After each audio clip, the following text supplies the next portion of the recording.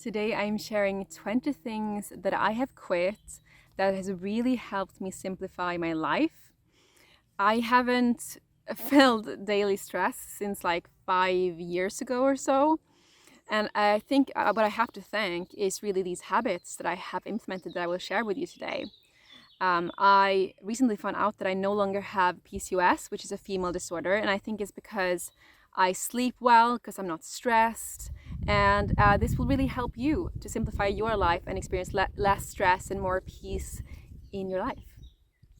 So I have it all here. So the first one is that I don't buy clothes that are not in my capsule wardrobe or color palette.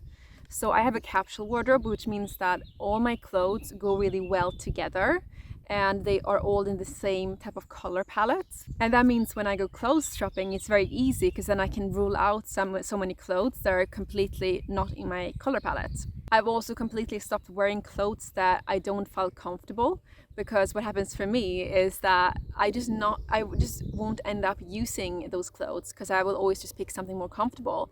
And a big realization for me is that you can be comfortable and stylish at the same time. For example, if you are going to a meeting, you can wear palazzo pants, these like really wide black pants, and they are super comfortable like a pajamas, but you will still look stylish and put together. The second thing I quit is drugstore beauty products. So there are just so many additives, bad stuff, and even animals in many of these products. If you look at the label, it's so many things that you can't even pronounce. So I only use organic, conscious brands, and I've also started to make my own beauty products as well. And since I have such high requirements now with my beauty products, I don't end up spontaneously buying beauty products I don't need when I'm at, for example, the airport or in town shopping. The third thing I quit is newsletters to my inbox. I only subscribe to very few newsletters that only bring me value. I also have a filter set up because I get a lot of requests for link building companies to like put a link on my site. So I get so much spam. So I realized, hey, hang on, I can just put a spam filter on that. So now that I don't have newsletters and I have this spam filter set up, I get so much less emails, and I actually have inbox zero. So I deal with emails as they come. So either archive if they're not important or delete, put it in my to-do list if there's something important, and then done. And for me, it's just so nice to just go into your email box and just see no emails. Well, before it was like a nightmare, like, oh gosh, it's these like 100 emails that I haven't replied to, and it's just like, it was really making me anxious. Physical junk mail. So I have a sign on my post box saying no junk mail, and I also used to receive a mail from the previous tenant that stayed there. So I also put down don't put in emails to this previous tenant, and now I've stopped receiving that as well. Number 5 is that I've quit food with bad preservatives and e-numbers. This makes it so much easier going shopping, because before I would just buy anything that I felt like and it would just be overwhelming. But now I have less choices in grocery stores, but what I eat, I know is going to be nourishing and healthy for my body. The 6th thing I've quit is trying to convince people. So this is something I was very guilty of during the pandemic. I was very sure of what my opinion was about the masks, the vax and everything. And it was really exhausting trying to convince people of what I believed was, the agenda, what was going on with that. And it really drained me, and I even lost friends because of it. And I've also really humbled myself, realizing that, you might think that you know the truth about something, but you never really do. There could always be things happening behind the scenes that you're not aware of. So right now, if somebody tells me their political opinion, their religious beliefs, whatever it is, I respect it. And I'm not on this high horse thinking oh my gosh, what are they thinking? They are wrong. Because we all have our different opinions and none is wrong. The 7th thing I quit is having a really long daily routine. So I'm quite a lot in my masculine energy. I love self-growth, but what ended up happening is I just kept adding to my morning routine and my evening routine and day routine. So eventually my habit app was just like 20 plus different habits that I was doing every day. And I kept reading about like, oh, you need to do gratitude journal. You have to do ice baths. You have to do gua sha, like crystal on the face, all of these things. And it just became exhausting. And I started to think like, why am I even doing this? Like some of these things I don't even enjoy or see much results from.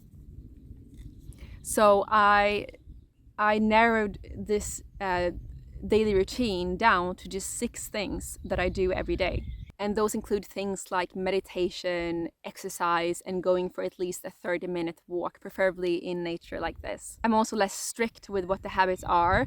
For example, I used to be like, oh, on Mondays it has to be an abs workout. On Tuesday it has to be yoga, etc. But now I'm trying to be more my feminine energy and just let it flow, just feel into it. Like, what am I feeling to do today? Like, am I tired? Okay, then I'll do yoga. Am I feeling energetic? Then I could do a HIIT workout. So having a shorter, more simplified routine has really helped me get more time to do my hobbies and feel less stress. The 8th thing I have quit is synthetic fabrics when it comes to clothes and also things in the kitchen. So with clothes, every time you wash synthetic clothes, microplastics are released into the water stream. So that's really dangerous for all of us. They're also not breathable. So if you're sweating, you're not letting that sweat release, which I think is so funny then that everybody's dressed with these like synthetic leggings or polyester and things, and that's just trapping your sweat. It's not good for you at all. So every new clothes I buy now are cotton, hemp, bamboo, things that are really breathable and good for me. And that makes, again, clothing shopping so much more easier, because basically 80% of most clothing stores, I can just rule out most of the clothes because they will be like polyester and things like that. Next thing I quit is alcohol. I have never really enjoyed it. I was kind of doing it more because of social pressure, basically. And it's also really expensive, especially cocktails. I used to have a lot of cocktails, and like after 3 cocktails, like you spend £50, or $50 US dollars, and like you could have had a nice restaurant meal for that, and I would have enjoyed that so much more than just like spiking my blood with sugar and alcohol. The 10th thing that I have quit is saying yes, unless it's a hell yes. I only have friends in my life that I actually am interested in talking to, and nobody who I'm just talking to because I want to be polite. So I'm not wasting any time. I think we should be ruthless with the friends and people in our lives, because otherwise you're doing them a disservice as well if you don't even enjoy talking to them and you're just doing it because you want to be polite. And I used to say yes to every event or invitation for friends, but now I only do it if I actually feel like it. I'm a massive introvert, so I prefer to have a lot of alone time. So sometimes I say no because I just want to have more time alone. And there's nothing wrong with that. And I thought there would be a clash, that people would be offended by that. But I found that is not the case. People respect that. The 11th thing that I have quit is complicated, detailed meal planning. So I've tried all types of meal planning under the sun, and I never end up sticking to it because it's just too complicated, or I plan something, but then on the day I just don't feel like eating that. So again, here, stepping more into my feminine energy and asking myself, what does my body want today? And then what I do is I just make a bigger batch so that it's enough for a next meal as well. And that's it. That's all my meal planning. And I always have my staples at home, so things that me and my partner really enjoy eating. And we also make sure that most of things are seasonal as well, because that's going to taste better. It's going to be better for you as well. So that makes it very easy. You just buy your staples every week and what's seasonal, and then do whatever you feel like and do a big batch. It doesn't have to be more complicated than that. And that leads me to number 12, which is that I have stopped buying cookbooks. I used to have lots of cooking books, but it was always really annoying. Often they close on themselves, they get dirty with food, and I'm a nomad, so I move around a lot, so I've ended up having to give away or throw away a lot of cookbooks. And so what I realized is I can just use the internet. The internet is literally the biggest food book you can find. You can literally just search for, let's say, gluten-free cake gluten-free chocolate cake, and you'll find lots of options. So I don't really see the need for cooking books anymore. The 13th thing that I have quit to simplify my life is physical versions of things. So, for example, a calendar, journal, habit tracker. I tried to go analog with that, but to me, it's just so time wasting. Like if you want a repeated event, let's say, in your calendar, you have to manually do it instead of set it up once in your digital calendar. And same with journal. Like if inspiration hits you and you don't have an app, then it means you need to have your journal with you wherever you go, and it's just not convenient. So now everything is just apps in my phone. Number 14 is food tracking. So for a while I was using like an equivalent to MyFitnessPal, where you put in what you eat during the day, and that was so time consuming. And yes, I wanted a certain macros, like having lower fat, more carbs, less protein, but I realized I can just simplify that through my habits. So to have less fat in my day to day is that for breakfast I don't put any fat, so I'll just have let's say smoothies or fruit. And then same in the evenings after dinner, I will not have any fat. So if I'm hungry, I'll just have like a few dates. So that way I am lowering my fat intake, being gentle to my liver without needing to track every single thing that I'm eating and being hard on myself that way. The number 15 that I quit is brochures and business cards that you can get. It's so easy to just get a stack of just papers and stuff that you've taken just to be polite when someone comes up and say they have a petition, they have a business card. What I do now is I literally just take a photo with my camera of it, and that way you're reducing waste. And every first of the month I just look through my photos and delete the ones that I don't use anymore. The 16th thing I quit is trying to do it all myself in my business.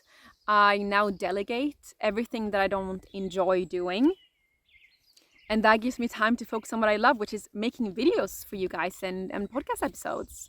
Number 17 is having my phone on all the time. I've quit that. My phone is usually on flight mode like 90% of the time.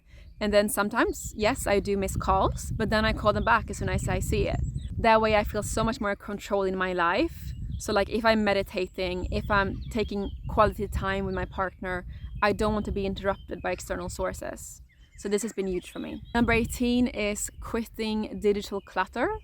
So when it comes to my bookmark bar on my browsers and also like my Google Drive, I also have like another one called iDrive, is I have only 3 categories of folders. So personal, work, and finance.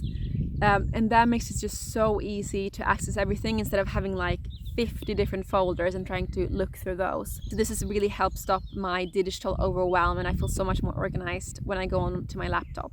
Number 19 that I quit is that we don't have a car. Both me and my partner, we hate driving, and the thought of having like some accident or something going wrong where we're just like stuck on some random road sounds really stressful. And we're also saving so much money because there's so many hidden costs of having a car, like insurance, etc. So for us, it doesn't make sense, especially since the train networks are so good and bus networks here in England. We know that it's very like common to have a car when you're above 30, but it's just not for us. And number 20 is a very, I think, controversial one that not many people do, and that is giving physical gifts. So I only give experience gifts now. For example, when my boyfriend now turned 29, I gave him 2 nights at a nice hotel here in the countryside of England, which was super nice, and they upgraded our room and we just had a wonderful time. Because I feel like with physical stuff, it's just so easy, just builds up. So if you have a partner and you're both getting physical birthday gifts every year, then things just stack up, and you also don't want to be unpolite and throw it away if you didn't like it.